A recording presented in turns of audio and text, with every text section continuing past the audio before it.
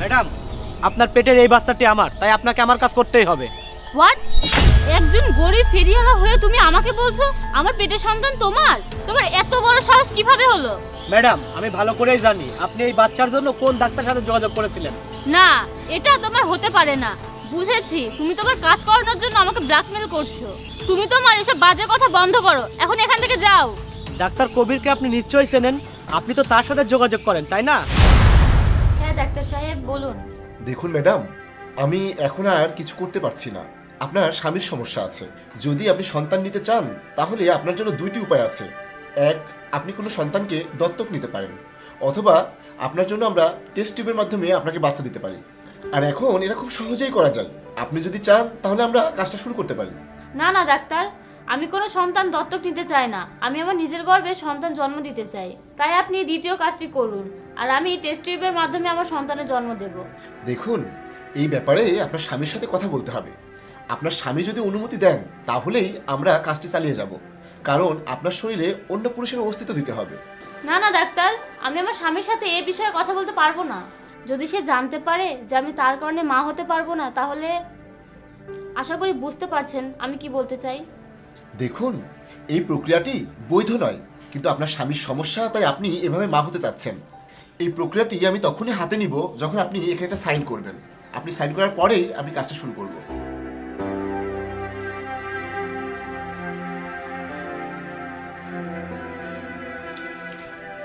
ঠিক আছে, আপনি পরশু খালি পেটে আসবেন।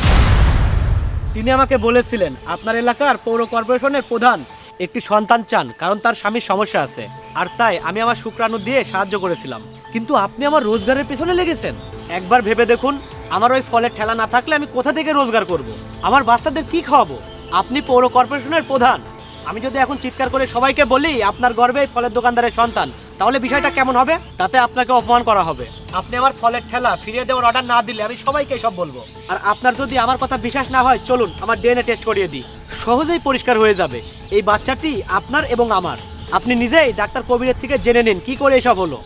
আপনি মিথ্যা বলছেন, এটা হতে পারে না। ঠিক আছে, আমি নিজেই ডাক্তারকে জিজ্ঞাসা করে নিচ্ছি। হ্যালো ডাক্তার কবির, হ্যাঁ মিস। আমার গর্ভে এই টেস্ট টিউব বেবিটি কার, যার মাধ্যমে আপনি আমাকে প্রেগন্যান্সি দিয়েছেন? দেখুন ম্যাডাম, আমরা এটা কাউকে বলি না। দুঃখিত, আমি এটা আপনাকে বলতে পারবো না।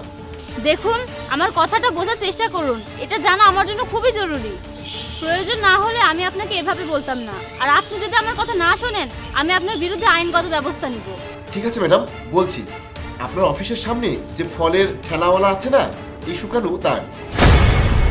তুহিন, আমি শুনেছি আপনার মেয়ের অপারেশন করার জন্য আপনার 1 লাখ টাকার প্রয়োজন। জি স্যার, আমার টাকার খুব প্রয়োজন। দেখুন, আমার কাছে একটা সুযোগ আছে। আমি আপনাকে 1 লাখ টাকা দিতে পারি, কিন্তু তার জন্য আপনাকেও আমাকে সাহায্য করতে হবে।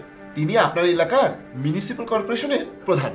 তার স্বামীর সমস্যা, তাই তার বাচ্চা হওয়ার জন্য আপনাকে শুক্রাণুদাতা হতে হবে, এবং যার সাহায্যে আমরা তাকে গর্ভবতী করতে পারি। আর এই জন্য আপনি যদি আপনার শুক্রাণু দেন, তাহলে আমি আপনাকে 1 লাখ টাকা দিব। ঠিক আছে স্যার, যদি আমার কোনো সাহায্য কোনো পরিবারকে সাহায্য করে, তার সংসারে সুখ আসে এবং আমিও আমার টাকাটা পাই, তাতে দোষের কি আছে?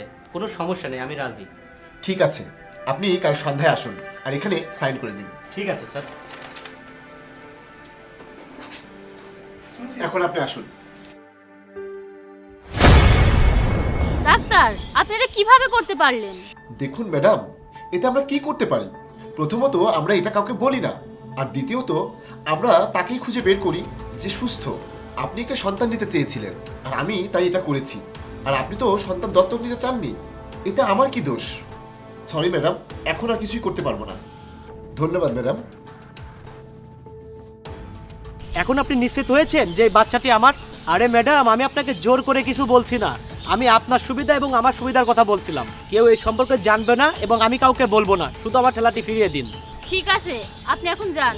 আগামীকাল আমার অফিসে আসবেন, আমি সাইন করে দিব। কিন্তু এটাই হবে তোমার জন্য প্রথম এবং শেষ কাজ। এর পরবর্তীতে তুমি কিন্তু আমাকে আর ব্ল্যাকমেল করতে পারবে না। ব্ল্যাকমেল করে কি লাভ ম্যাডাম? আমি আপনার কাছে কোনো টাকা চাই না, আমি শুধু আমার জীবিকা চাইছি। আপনি এত বড় একজন অফিসার, একবারও কি ভেবে দেখেননি আমার গাড়িটা সরিয়ে দিলে আমি কোথা থেকে জীবিকা নির্বাহ করব? আমি কিছু না ভেবেই আপনাকে সাহায্য করার জন্য এগিয়ে এসেছি, যাতে আপনার সংসারে সুখ আসে। আর আপনি আমার কাছে 1.5 লাখ টাকা চাইলেন আমার ওই ছোট ফলের দোকানটা ফিরিয়ে দেওয়ার জন্য? আমি আর আমার স্বামী তোমার কাছে কৃতজ্ঞ থাকবো। ঠিক আছে ma'am.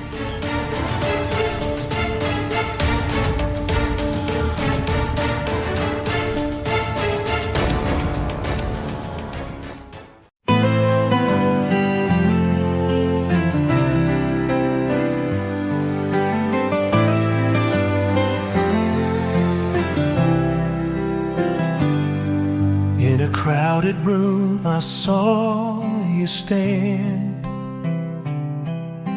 I reached out slowly for your hand. Stars above began to shine. Knew then you would be mine. Through the night we danced so close. Whispers soft like morning's prose. Heartbeats tangled in delight. Never felt a love so right. Lost in your eyes, I can't deny. Every moment feels like flying high. Your touch is magic in disguise. Lost in your eyes, I realize. Sunrise found us in embrace.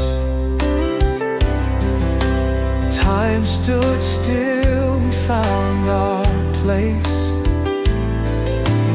Journeys end and souls begin.